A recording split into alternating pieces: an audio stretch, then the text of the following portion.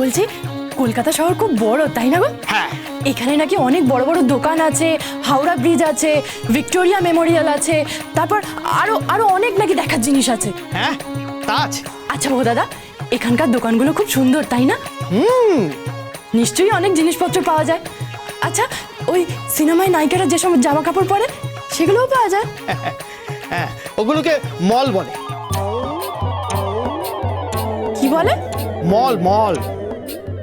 ইস, ছি ছি ছি ছি ছি ছি ছি ছি, কি সব উল্টোপাল্টা বলছো গো? তোমার মাথা কি খারাপ হয়ে গেল নাকি? এই দেখো বোঝে না, ওইগুলোকে সত্যি মল বলে। তুই যা মল ভাবছিস সেটা নয়, এটা হলো ইংরেজি মল, ইংরেজি। ইংরাজি? হ্যাঁ ইংরেজি মল। আমি আর খোকা যখন শহরে এসেছিলাম তখন সেখানে গেছিলাম। আয় বোনা আয়। ওরে খোকা, সিঁড়ি চলছে। এ বাবা, এ তো বাপের জন্ম দেখিনি। এই জানিস তো সেখানে না সিঁড়ি নিজে নিজেই চলে ওপরে উঠে গেছিল। হ্যাঁ? সে আমি তো চড়বো না, তারপর আমাকে জোর করে তোলার চেষ্টা করেছিল। ওরে বাপ রে বাপ, আমি সেই হোঁচট খেয়ে একেবারে পড়ে যাওয়ার মতো অবস্থা হচ্ছিল, তুই আর ভাবতে পারবি না। এই, জানিস তো ওই দোকানগুলোতে না এই পুতুল সব জামা কাপড় পরে দাঁড়িয়ে থাকে। আমি তো পুতুলকে মানুষ আর মানুষকে পুতুল ভেবেছিলাম। সে যা কাণ্ড হয়েছিল, এ বাবা, কি মিষ্টি পুতুলটা। চোরে একটা থাপ্পড় খেয়েছিলাম রে।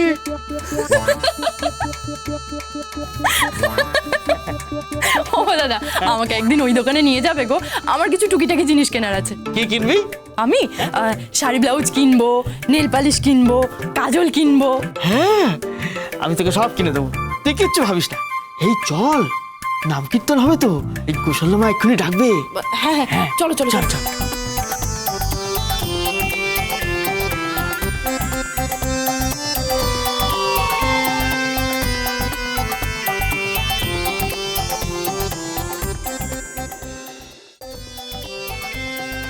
এই কুকা, দেখি তোর হাতে লাল রং।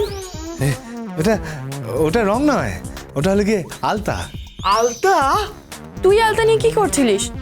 আলতা না, মানে ওই তোদের বৌদির পায়ে আলতা পরিয়ে দিচ্ছিলাম। হ্যাঁ। এ তুই বৌদিকে আলতা পরিয়ে দিয়েছিস? হ্যাঁ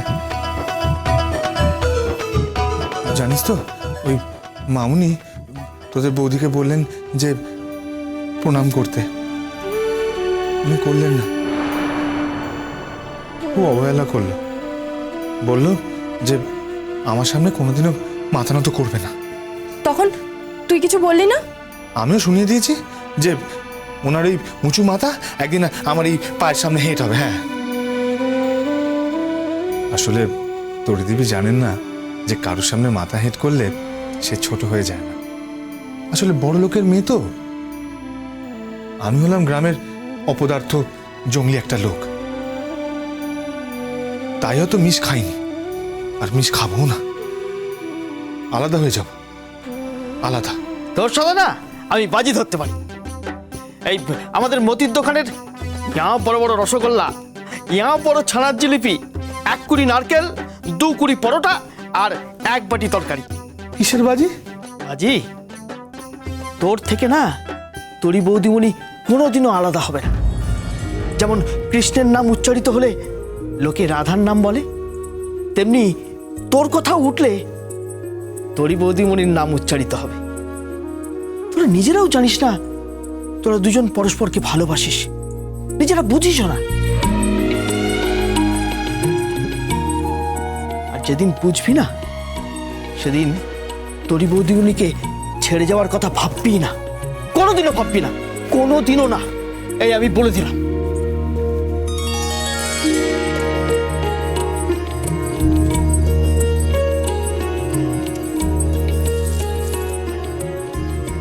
সত্যি দাদা, ভালোবাসা কাকে বলে সেটা তোরা এখনো বুঝলি না, কিন্তু যেদিন বুঝবি দেখবি দমকা হাওয়ার মতো সবটা ওলট পালট হয়ে যাবে, সবটা। হ্যাঁ তুই তো ভালোবাসার কথা খুব বুঝিস। বুঝি তো, আমি ভালোবাসার কথা বুঝি। আমি তো ভালো।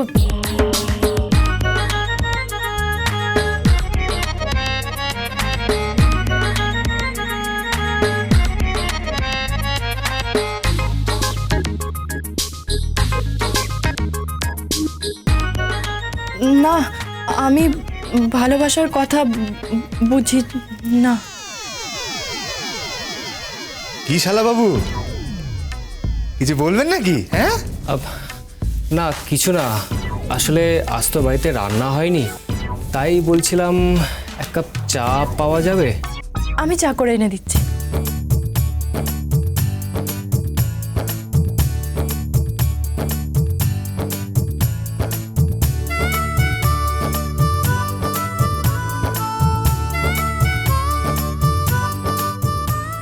কি ব্যাপার, এই শালা বাবু হঠাৎ বান্নির কাছে চা চাইলো কেন? এই মেয়ে, আমার খোকা তোমার পায়ে আলতা পরিয়ে দিয়েছে? হ্যাঁ। তারপরেও তুমি তার পায়ে হাত দিয়ে প্রণাম করনি? না করিনি তো। এত অহংকার কিসের তোমার? এত উদ্ধত কেন? তুমি নিজেকে কি মনে করো? আমি নিজেকে মনে করি যে আমি কোনো পুরুষের থেকে কম নই। কোন পুরুষ মানে? ও তোমার স্বামী হয়। স্বামী পায়ে হাত দিয়েছে, সে তোমার গুরুজন। তাকে প্রণাম করাটা রীতি, সংস্কৃতি। কৌশল্য মুখার্জি, ছাড়ুন তো, আমাকে সংস্কৃতি বোঝাবেন না। মাথায় রাখবেন, আমি আপনাদের বাড়ি বউ হয়েছি, তার জন্য আপনি ভাগ্যবতী। এরকম বউ আপনার ছেলের কপালে জুটতো না, লটারি লেগেছিল, তাই আমার মতো মেয়েকে আপনি আপনার বাড়ির বউ হিসাবে পেয়েছেন। নইলে আমাদের বাড়ি মেয়েরা আপনার বাড়িতে জুতোও রাখতে যাবে না। কি এত বড় কথা? সেটাই যদি হয় তাহলে আমার ছেলের সাথে পড়ে আছো কেন? কি বললেন?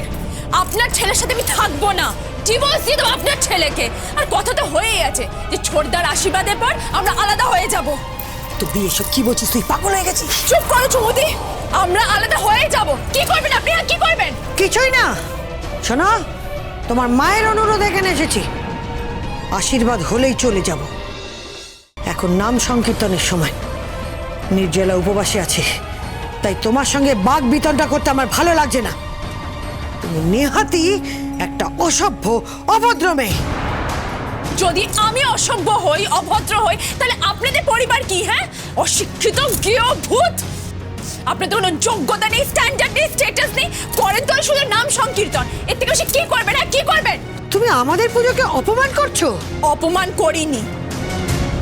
আপনি শুধু ঈশ্বরকেই পুজো করতে পারেন, কিন্তু মানুষের সাথে কিভাবে কথা বলতে হয় সে সহবাদ আপনি শেখেননি।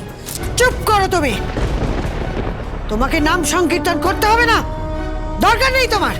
কি নাম সংকীর্তন করব না? ঠিক আছে, করব না আমি। তাহলে দেখুন আপনাদের নাম সংকীর্তনে কি করে 12টা বাজিয়ে দিই। এই তুই এসব কি শুরু করেছিস তুই? আমাকে কি মনে করেছেন? আপনারা ওই খোলবাজের নাম সংকীর্তন করবেন তো? ঠিক আছে, আমি বিগ ড্রাম বাজাবো, বিগ ড্রাম। আপনি বাঁশি বাজাবেন, আপনি করতাল বাজাবেন, আমি বিউগাল বাজাবো, স্যাক্সোফোন বাজাবো, পারকাশন বাজাবো। আপনি ওই কীর্তনই বোঝেন, আমি ওপরে গিয়ে রক বাজাবো, জ্যাজ বাজাবো, ব্লুজ বাজাবো। তোরি, হেই তোরি। কি বলে গেল? এসব বাজারে তো কোনোদিন নাম শুনিনি। আপনি কি কিছু মনে করবেন না? কিছু মনে করবেন আপনি? তোরি, তোরি, তোরি। খোকা, এই ভোদা, হ্যাঁ মা। এদিকে আয়। কি করছো মা? হ্যাঁ মা। আর সময় নেই, চল নাম সংকীর্তন শুরু করা যাক।